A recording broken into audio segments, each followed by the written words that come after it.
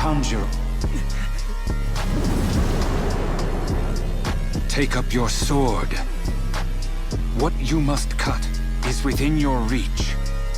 It didn't take him long to figure out how to either.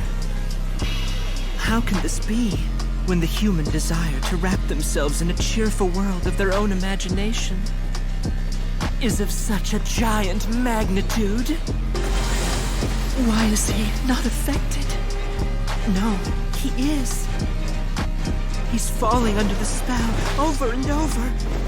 But each time he does, he remains self-aware.